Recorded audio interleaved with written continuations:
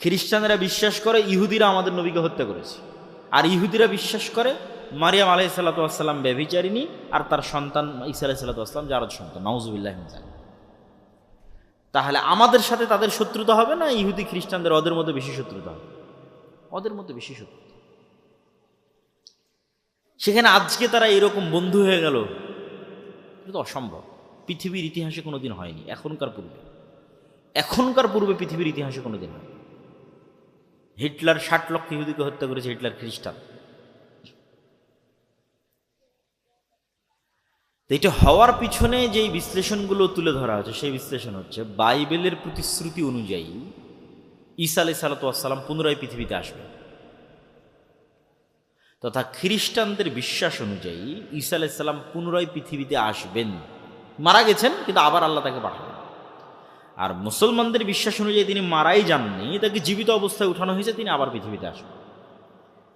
সমস্যা হচ্ছে খ্রিস্টানরা বিশ্বাস করে যে ঈসা আলাইহিস সালাতু ওয়াস সালাম তখনই পৃথিবীতে আসবেন যখন ইহুদিদের মাসিহা আসবে। আমাদের মাসিহা তখন আসবে যখন ইহুদিদের মাসিহা আসবে। তাহলে মাসিহা সবার, মুসলমানেরাও মাসিহার অপেক্ষায়, খ্রিস্টানেরাও মাসিহের অপেক্ষায়, ইহুদিরাও মাসিহের অপেক্ষায়। তাহলে ইহুদিদের মাসিহকে, খ্রিস্টানদের মাসিহকে, মুসলমানদের মাসিহকে। মাসিহ মানে বিপদ থেকে উদ্ধারকারী। এই জন্য দাজ্জালের নামও মাসিহ দাজ্জাল, ঈসা আলাইহিস সালামের নামও ঈসা মাসিহ। তাহলে মাসিহ দাজ্জাল, ঈসা মাসিহ, দুইজনই মাসিহ, বিপদ থেকে উদ্ধারকারী। এখন খ্রিস্টানদের দাবি হচ্ছে যতক্ষণ ইহুদিদের মাসিহ না আসছে ততক্ষণ আমাদের মাসিহ আসবে না। ইহুদিদের মাসিহ হচ্ছে মাসিহ দাজ্জাল। তাহলে ইহুদিদের মাসিহ দাজ্জাল যতক্ষণ না আসবে ততক্ষণ খ্রিস্টানদের মাসিহ ঈসা মাসিহ পৃথিবীতে আসবে না। এবার তাহলে পরের পয়েন্টে চলে আসি, ইহুদিদের মাসিহ দাজ্জাল কখন আসবে? খ্রিস্টানদের বিশ্বাস হচ্ছে ততক্ষণ ইহুদিদের মাসিহ দাজ্জাল আসবে না যতক্ষণ না আমরা ইহুদিদেরকে জেরুজালেমে বসবাসের ব্যবস্থা না করে দিতে পারব। পৃথিবীর সব ইহুদিদেরকে যেই দিন আমরা জেরুজালেমে বসবাসের ব্যবস্থা করে দিতে পারবো, ইহুদিরা যেই দিন মসজিদে আকসা ভেঙ্গে এখানে হাইকালে সুলাইমানির উপর থার্ড টেম্পল তৈরি করবে, সেই দিন মাসিহ দাজ্জাল আসবে। আর যখন মাসিহ দাজ্জাল আসবে তখন আমাদের ঈসা মাসিহ আসবে। অতএব ইহুদিদের সাথে আমাদের শত্রুতা থাকলেও ঈসা আলাইহিস সালামকে পুনরায় পৃথিবীতে নিয়ে আসার জন্য আমাদের ইহুদিদের সহযোগিতা করতে হবে, জেরুজালেমে ওদের একত্রিত করার জন্য। তাহলে সবার উদ্দেশ্য অতি দ্রুত দাজ্জালকে এবং ঈসা আলাইহিস সালাতু ওয়াস সালামকে পৃথিবীতে নিয়ে আসা। যারা মোটামুটি ফ্রিল্যান্সিং করেন, পেপ্যালের সহকারী প্রতিষ্ঠাতা পিটার থিয়েল, উনি কিছুদিন পূর্বে ইতালির রাজধানী রোমে দাজ্জালের উপর সিরিজ আলোচনা করেছে, গোপন রুদ্ধদ্বার বৈঠকে। তারা দাজ্জালকে বলে অ্যান্টিক্রাইস্ট, আমরা বলি দাজ্জাল, তারা বলে অ্যান্টিক্রাইস্ট।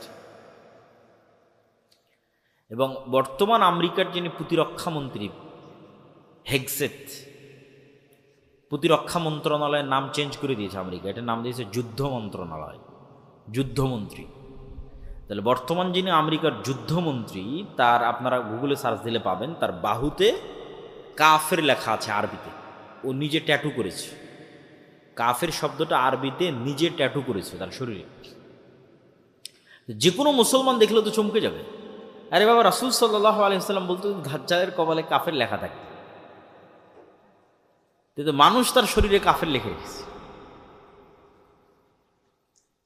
তো এখন পৃথিবীতে যে বিষয়গুলো নিয়ে আলোচনা হচ্ছে এবং যে ধরনের পরিবেশ পরিস্থিতি চলতেছে, এগুলো অ্যাবনর্মাল, অস্বাভাবিক।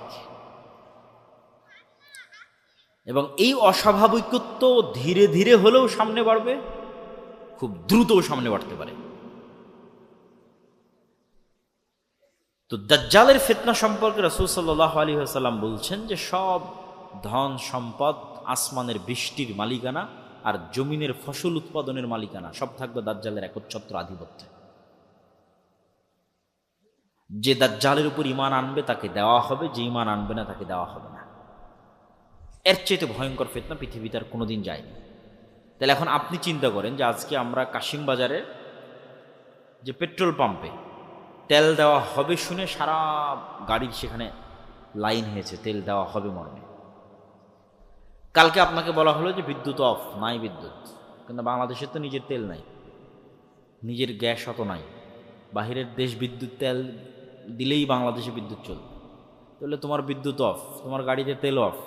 আজকে যদি বিদ্যুৎ অফ হয় 2 দিনের মধ্যে সব মোবাইল বন্ধ হয়ে যাবে, সব মোবাইল, সব কম্পিউটার বন্ধ হয়ে যাবে। তাহলে আমরা 1 সেকেন্ডে 100 বছর পূর্বে ফিরে যাব।